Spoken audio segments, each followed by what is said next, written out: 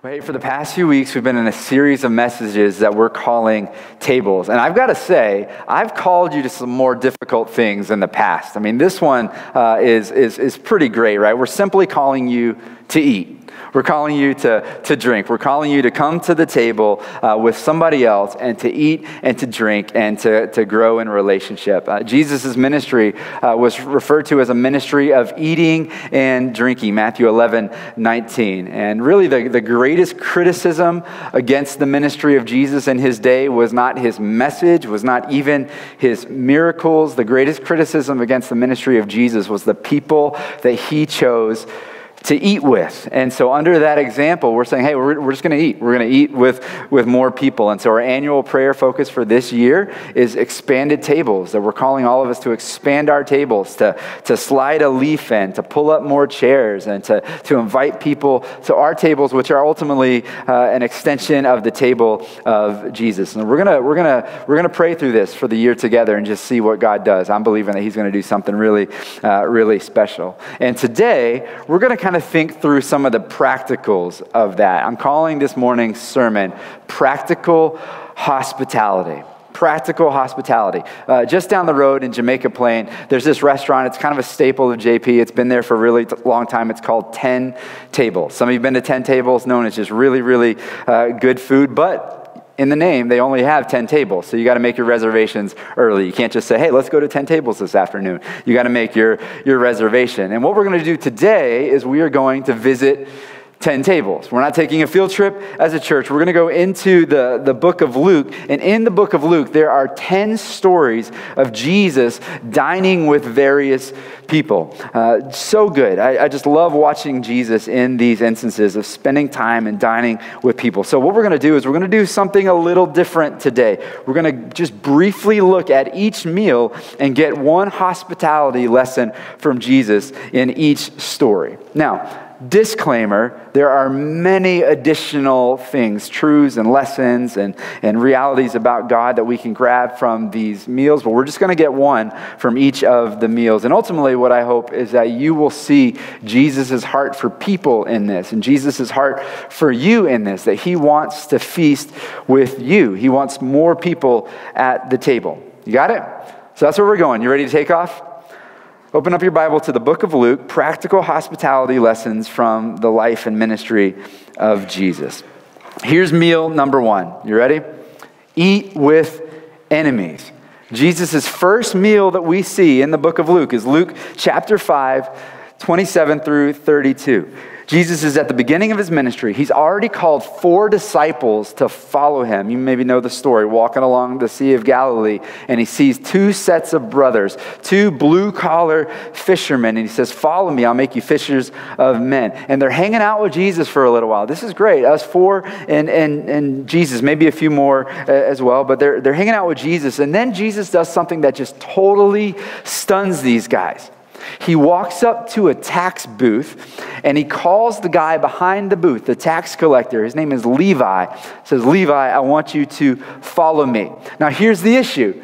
Levi is a Jewish name. So this is a Jewish boy. He's a Jewish guy and he's working in the tax booth for the occupying Romans. He's a sellout. He's oppressing his own people. He's collecting taxes for the man. Tax collectors were universally hated. Even today, we're not so excited about taxes, are we? I mean, my wife and I were having a conversation this week about just how much of our money goes away to taxes. It's always just so frustrating. But these tax collectors, they were collecting Roman taxes, and then on top of that, were giving a surcharge that would then line their own pockets.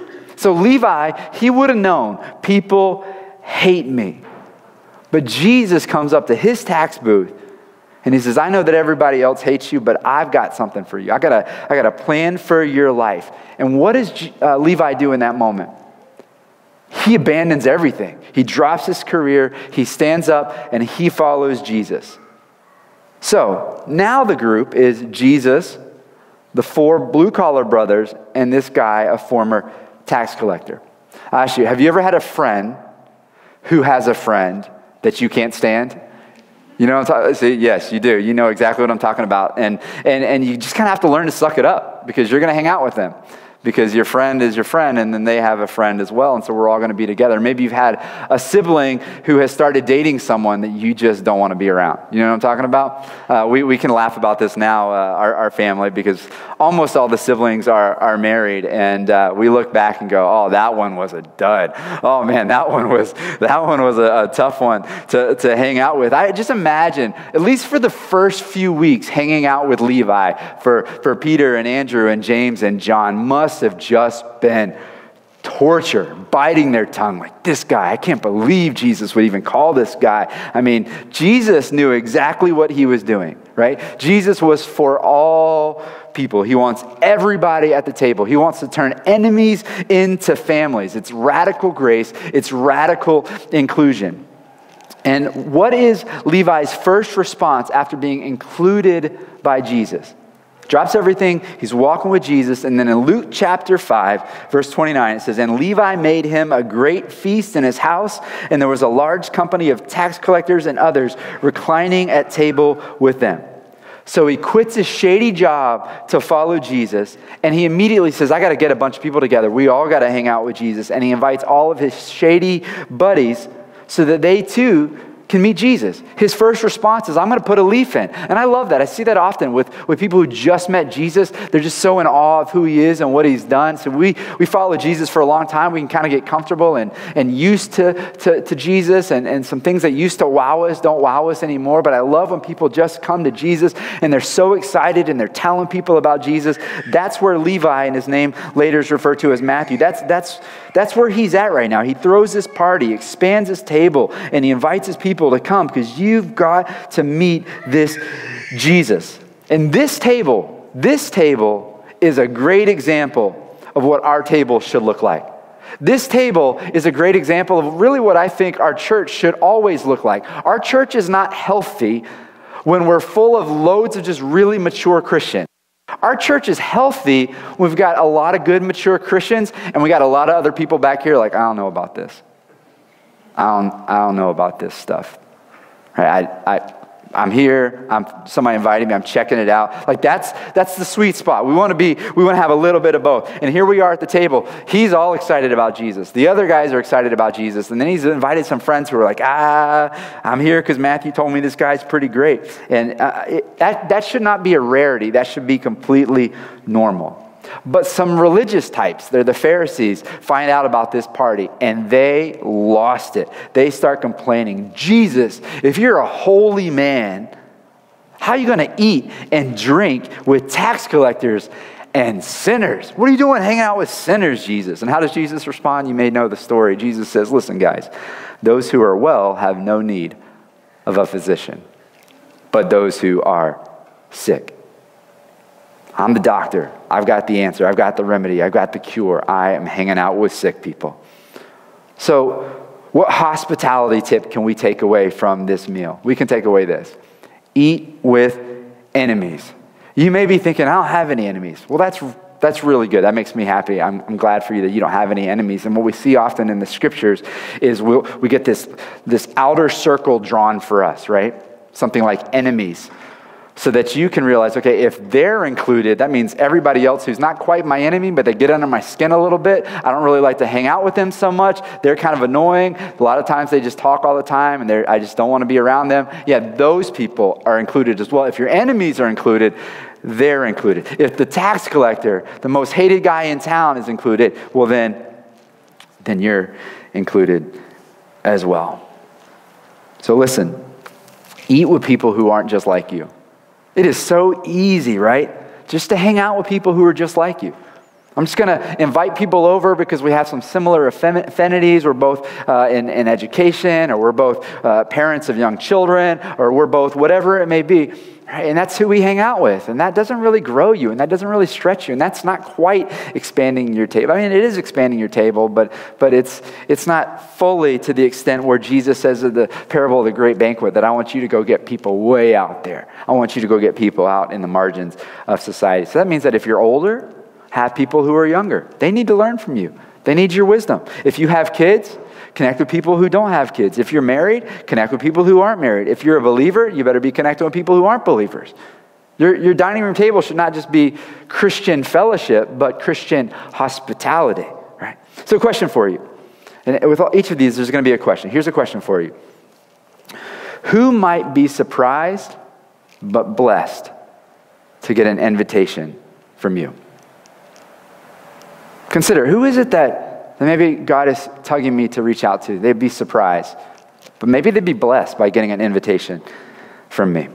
Okay, meal number two. Meal number two, welcome unexpected opportunities. Have you ever hosted a party or a get-together and somebody shows up that wasn't invited? Whew, that's awkward. That's an awkward one. At our wedding, I was surprised that a lady from my church that I grew up with showed up completely uninvited. Somehow she bought a plane ticket and took a train over 1,000 miles to show up to our wedding. I'm like, oh, hey, I'll be honest, I don't have a place for you, but come on in. And then she had the audacity in the middle of the wedding, or everybody's dancing, having a good time, to come up to my dad and ask him if he could take her to the train because her train's about to go. I'm like, you came all the way up here and you're not even going to stay for the whole thing? Are you kidding me? And listen, sometimes you just have people that just, they don't quite get it. Maybe they show up at the wrong time. Jesus' second meal shows up in Luke chapter 7, if you want to just keep thumbing through. Luke chapter 7. In verse 36, Jesus is invited by this religious leader to dine with him. This religious leader, his name is Simon. Now, I'm sure Jesus, like a normal person, had some expectations for how the meal would go, for the things that they might talk about. Well, things don't go the way people would have expected. This woman shows up to this dinner at this holy man's house. Not any woman shows up. This is a prostitute who shows up. And to everybody's surprise, she walks right on in to the dinner. She gets right up close to Jesus. Now, I just imagine she walks through those doors and there's some gasps. There's some disgust. There's some whispers. There's some, how dare she? This is the religious gathering right now. But what does she do? She comes right up to Jesus and she starts getting all emotional. She starts getting all weepy and sobbing. Her tears are getting all over Jesus' feet. Come on. I mean, he's really close to a prostitute. This is a holy man. And he's that. What does Jesus do? He lets her get close. Look at chapter 7, verse 48. And he said to her, "Woman, your sins are forgiven." He ministers to her. He pays her attention. He forgives her sins, and he gives her great care. One of the most beautiful stories in the scriptures, isn't it? But that is not why Jesus went to the house that night. At least that's not what the host thought. Simon, he was not happy. Dinner didn't go according to plan. Maybe the food got cold because Jesus was paying this woman some attention. Maybe I'm sure the conversation got really, really uncomfortable. But that was exactly what needed to happen that night at that meal. Exactly what God wanted to happen is what happened. So question for you. Could an unexpected guest or a change of plans be a God-appointed opportunity to minister?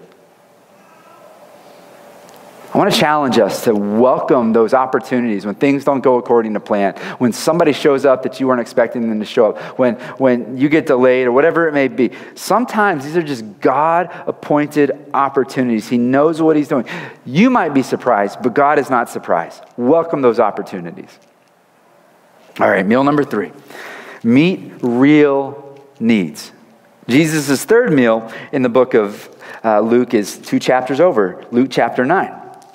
Luke chapter 9. This is a famous one. Jesus feeds 5,000. So from lesson number 2, this is one of those unexpected opportunities, right? Jesus had sent, if you look at the context, Jesus had sent out his disciples to go out and to do ministry on their own for the very first time. They've been hanging out with Jesus. He's been teaching them and training them. And then he sends them out to do ministry on their own. And they come back and they're all excited. So Jesus brings them to this place called Bethsaida, which is a desolate place. It's basically they're going on retreat and they're going to debrief a little bit and they're going to have some conversations about all that took place, and they're excited to unpack everything, to debrief with Jesus. But this unexpected opportunity happens because they're in this quiet place, this desolate place, and the crowd finds them. Kind of spoils the party. The crowd shows up, and there's thousands of people. And Jesus, rather than being frustrated, or rather than saying, guys, hold on, tomorrow, come back, because today it's just me and my guys. Jesus ministers to these guys. He spent all day teaching thousands of people. And at the end of the day, the disciples are like, okay, now it's time. We're going to send them home. It's getting late. They need to get some food. They all go get dinner. We'll hang out. But what does Jesus say? Jesus says, let's feed them. This is amazing. I'm gonna feed them, and I'm gonna care for them. Specifically, look at chapter 9, verse 13. Jesus says to his disciples, he says, you give them something to eat. You just came off your first ministry trip. You've been seeing miracles and all kinds of beautiful things take place. It's time for you to do something. You feed them. You feed them. Jesus has been teaching these people, thousands of people, all day long. That's just a miracle in and of itself, that Jesus' name and fame has grown to an extent where thousands upon thousands of people are now listening to him. Wasn't feeding these people truth enough? I mean, ultimately, that's what we're after, right? Is the heart. We want people to hear the truth of the message, right? Yeah, it's powerful. But here's another hospitality lesson from Jesus, and that is we got to meet real needs. That as a Christian, yes, we are looking for opportunities to minister to deeper spiritual needs, like this sinful woman who Jesus says, your sins are forgiven. But Jesus also just wants us to meet the practical needs. He wants us to meet real needs. I mean, just this week in our church, one of our ladies lost her mother. And so, you should be getting an email any day now inviting you to provide meals for this woman so that she can focus on grieving and focus on being with family and continue to eat well. Just this week, one of our men went under and had a serious surgery to deal with some cancer that he's been battling. And you're going to get an email with the opportunity to step up and to help and to meet need. After church today, this parking lot is going to fill up. After we clear out, it'll fill up again, and some of you will stay and participate with Rosendale Food Collective. We are so happy to invite them in and welcome them in to our home here so that we can feed hundreds of our neighbors every single Sunday. It's growing so much that the traffic is backed out and getting down the road. It's amazing, right? It's amazing. Here's a practical hack that my family and I have started to do. We make a ton of soup, ton of chili. We divide it up into those big bags and we freeze them so that when there's an opportunity, when there's a need, we pull out the chili, we pull out the soup, we thaw it out, we display it nicely, and we go bring it to somebody. It's just a practical thing that we do. Look around. What are the opportunities that you have in front of you where you can meet a real need? Here's the question. Is there a practical need that you can meet? Jesus says, I want you to meet the practical needs. Yes, we're going for the deeper matters, but yes, also, don't neglect the practical needs. Jesus says, you feed them. Feed them. Do something. All right, meal number 4. Meal number 4, prioritize the relationship. Okay, this one is for me. I'm preaching to myself here for just a moment, so just bear with me. Luke chapter 10. If you've been around the church for a while, you know this story. There are these 2 sisters. They have this amazing opportunity to have Jesus into their home. Mary, she's the one who's more inclined to do the prep work, to make sure things are getting done. Or Martha, rather. We need the Marthas. We need the Marthas who are getting things done. They're in the kitchen. They're getting all the details together. We need the Marthas. And then there's Mary, who is more inclined to spend time with the guests. And she is there just sitting and learning at the feet of Jesus. What a beautiful picture that Jesus is saying, listen, not just the men are being discipled at my feet. I have a woman here as well. And that was so taboo in that day. Jesus is allowing her to be right there learning at his feet. Both are needed, Martha's and Mary's. But Martha starts getting a little frustrated, if you know the story. She's working her tail off while Mary's in there sitting with Jesus. So she actually goes and she goes, Jesus, can I file a complaint? And she goes to file a complaint to Jesus. And how does Jesus respond to her? Because she's upset. Luke chapter 10, 41 and 42. The Lord answered her, Martha, Martha, you are anxious and troubled about many things, but one thing is necessary. Mary has chosen the good portion, which will not be taken away from her. For the sake of time, I gotta resist preaching this whole thing because it is just so good. Okay, I can't resist. I'm going to give you one thing. Jesus says her name twice. Martha, Martha. He's saying, I see you, Martha. I see what you're doing. Thank you. Thank you for your service. However, he says one thing is necessary. There's a better portion. Relationship. Relationship takes priority over the details. Relationship takes priority over the details. Not that Martha, you doing the details stuff, that's important. But relationship takes priority if you've got to choose. Question for you. Here's your question. Are you so caught up in the details that you're missing the relationship? Josh, are you so caught up in the details that you're missing the relationship? Honest confession, honestly. This is one of my greatest struggles. And listen, I know like God's gifted me, wired me in a certain way, and that's a blessing I'm a details guy. The world needs details, guys. I'm not trying to toot my own horn, but like some of you be a mess if I wasn't in the details. I'm just being honest, right? That's how it is, right? But sometimes I'm working hard on the details from a good heart to serve people and to get things the way they need to be. But sometimes I'm so in the details that I miss people. And if that's ever been you felt that from me, I'm going to just publicly confess, I'm sorry. I'm working on it. I'm growing. And he is growing me. But listen, if you're working so hard to make your home perfect to host somebody, you're working so hard to make the most amazing food, you're working so hard to get the table decorated exactly, that you're getting stressed out, you're doing hospitality wrong. You're doing it wrong. Simplify so that you can focus on the guest. They're not going to remember the way your table was arranged as much as you think they will. Maybe if you post it on social media for the world to see how cute your table looks or whatever, but they're not going to remember that. They're not going to remember, oh my gosh, there were kids' toys right there. Oh, it was a mess. They're not going to remember that. What they are going to remember, they're going to remember the time you took with them, the care, the attention, the love that you paid to them. And so prioritize the relationship. All right, here's the next one. Wash your heart. Meal number 5, wash your heart. Look at chapter 11. Here's another Pharisee invited Jesus over for some food. Really, you know the story of the Pharisees. They're not trying to be hospitable. They're trying to trap Jesus every time they have him over. They're going to get him to say something wrong. That's what they're up to. So they have Jesus over. Jesus shows up to the man's house, and it says that the Pharisee is astonished that Jesus didn't wash before dinner. Now listen, don't worry. Oh my goodness, my Lord has hygiene issues. That wasn't what was going on here. And if you're anything like me, do you secretly judge people if you're in the restroom at a public place and they just walk straight past the sink and don't wash their hands? You know what I'm talking about? I kind of want to go out to the store and just be like, that guy right there, don't touch him, stay away. He didn't wash his hands. I'm just being, while we're confessing, I might as well go all the way with it, right? Jesus didn't have a hygiene problem. Jesus is saying, I'm not playing your games.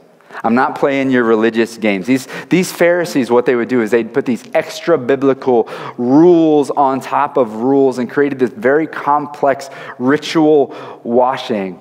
And Jesus says, I'm not having that. I'm not playing your game. Listen specifically to what he says to the man. Luke chapter 11, verse 39.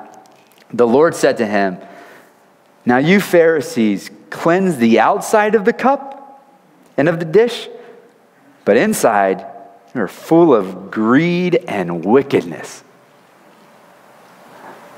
We have a dishwasher that needs a little attention and gets kind of clogged up, and the sprayers don't spray sometimes the way they, and sometimes I go to pull out a coffee mug and it's still kind of caked in coffee. The outside looks nice, but the inside is a mess. And he's saying, you guys, you clean the outside. You're worried about all the stuff that people see, all the ritual stuff, but your heart is wicked. Full of greed. It's a mess. I'm not having that. Here's the question for us. What in your heart needs to be cleansed? What in your heart needs to be cleansed? More important than cleaning your house, washing the dishes, getting the table perfect, is your heart. Wash your heart. Let Jesus purify your soul. Meal number 6, make meaningful conversation. Now flip over to Luke chapter 14. Luke chapter 14. Jesus gets invited to eat with a ruler of the Pharisees. So he's moving on up now, right? Now it's not just a Pharisee. Now he's with the ruler of the Pharisees. The crowds are growing. The people that he's connecting with now, it's growing. And we looked at this one a couple of weeks ago, so I'll be really quick. But Jesus shows up to this meal with the ruler of the Pharisees. He's prepared to engage in some hot button issues of the moment. He's going to talk about working on the Sabbath. He's going to talk about places of honor. He's going to talk about who actually gets to go to heaven. Listen to the first words out of Jesus' mouth. Luke chapter 14, verse 3. And Jesus responded to the lawyers and the Pharisees, saying, is it lawful to heal on the Sabbath or not? Notice his first words at this dinner was not something about the weather. His first words wasn't, how about them Pats?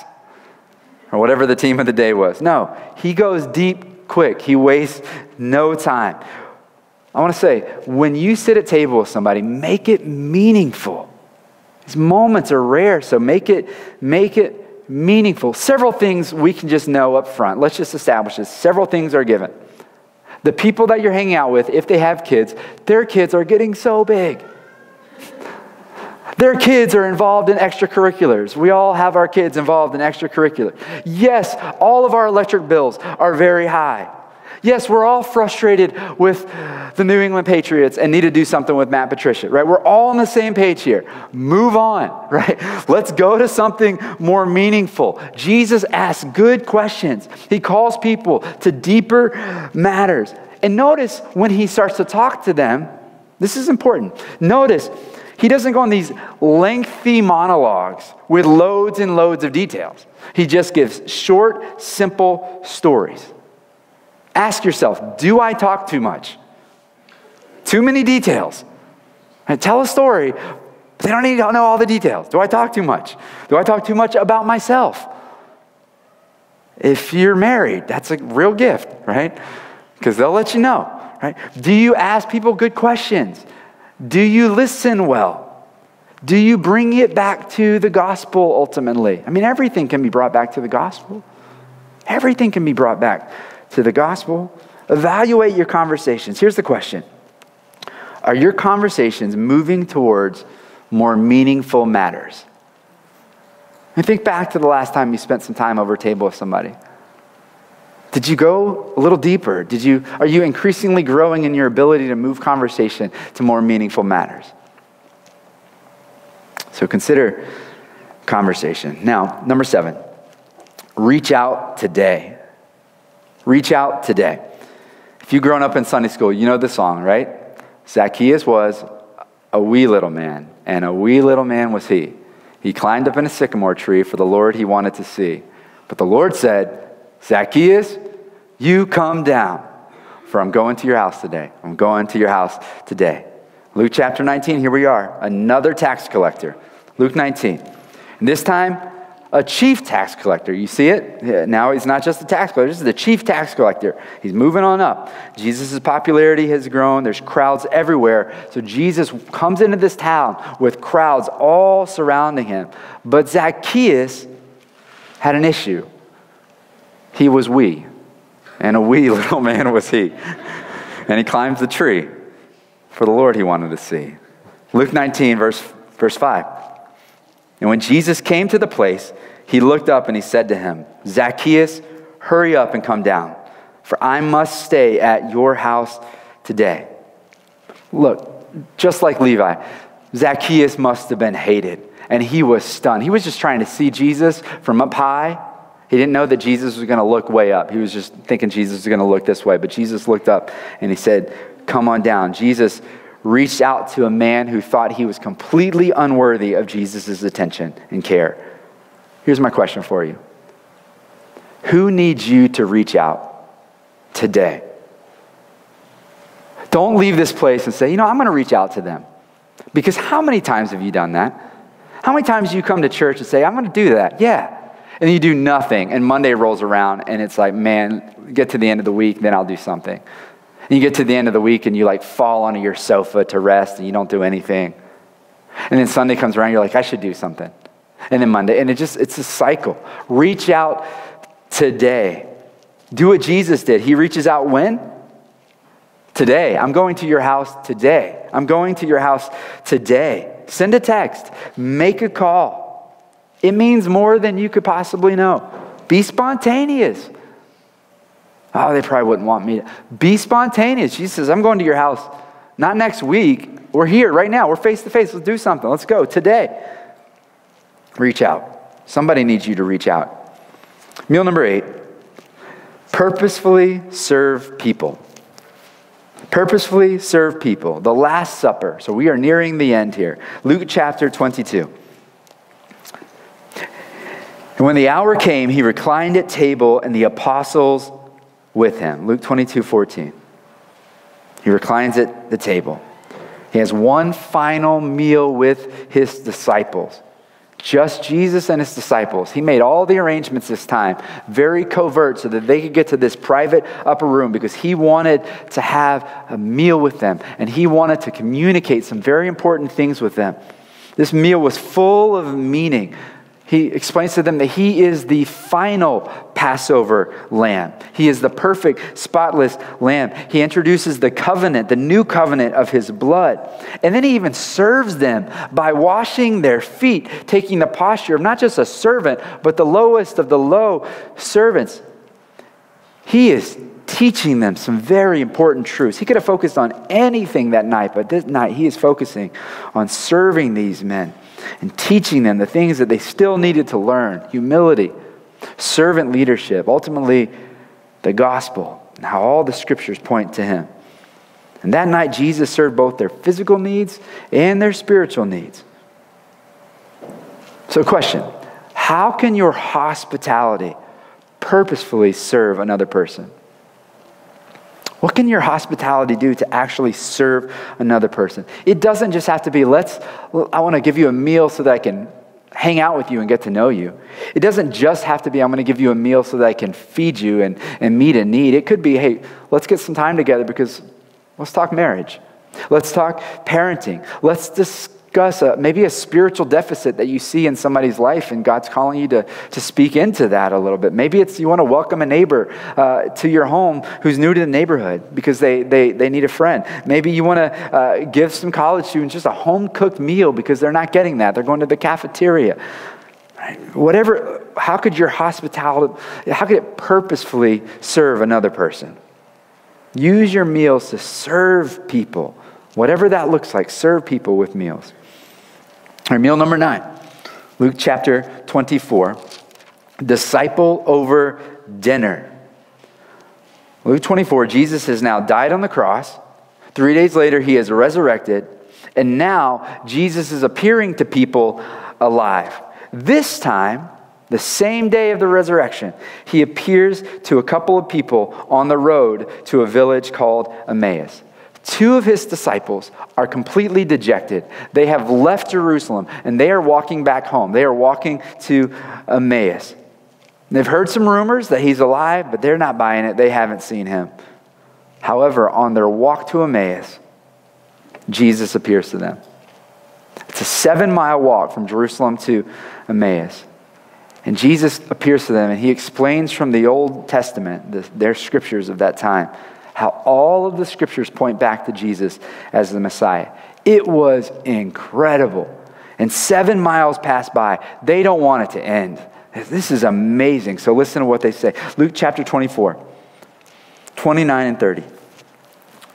But they urged him strongly, saying, "Stay with us, for it is towards evening. The day is now far spent." And so he went in to stay with them. And when he was at table with them, he took the bread and blessed it and broke it and gave it to them. Listen, Jesus spent 7 miles slowly walking these people through the scriptures and then dinner. 7 miles is here to Long Wharf, to Boston Harbor. Imagine walking that far, having conversation, talking about God, talking about the scriptures. I mean, Jesus, he's been in the tomb for 3 days. He probably needs a nap, but he's walking 7 miles. Jesus is prioritizing these people. He's prioritizing discipling over dinner. Question for you. What could it look like for you to allow meals to double as discipleship moments? Double your time. Allow your meals to serve as discipleship moments. Grab a coffee with someone and talk faith. Grab a coffee and read the Bible together. Plan a meal with somebody and plan to talk about what God's teaching you over the scriptures. Parents, every meal at the dinner table is a discipleship moment, by the way. Every meal. The prayers, the questions, the how was your day, the how did you respond to that? What does God have to say about that? Meals double as discipleship moments. It's beautiful. And so, disciple over dinner. All right, here's our last one. Last meal that Jesus is seen eating. You ready? Right after that meal that he has with those two after coming off of that 7-mile walk. Comfort with food. Comfort food, anyone?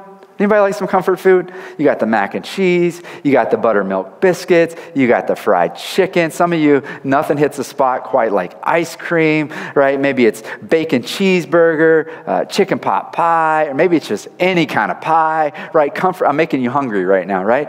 Comfort food. But we can comfort with food. Jesus' last meal in the Bible, he is comforting via food.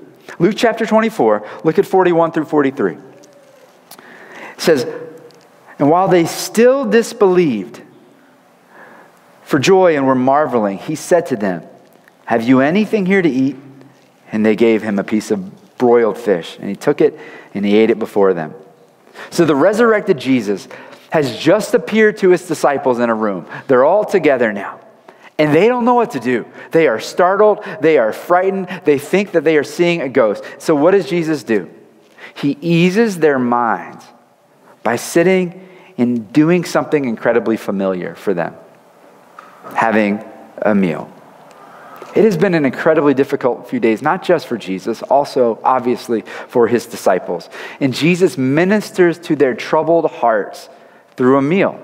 And that meal encouraged them. Yes, it set their minds at ease so that they realize, okay, he's not a ghost because it's not going and then falling to the ground. It's actually inside of a literal body. But it also is just doing something human, doing something normal. And you have people in your life who are struggling. You have people in your life who maybe they're struggling so bad that they are not eating, they are not doing the normal things of life. And maybe just by connecting with a friend, you don't have to have all the answers, you don't have to have great inspiring words, but you're just doing something normal with them. By doing that, that can help them to just get back into a rhythm. It can encourage them, and it can be incredibly comforting to them.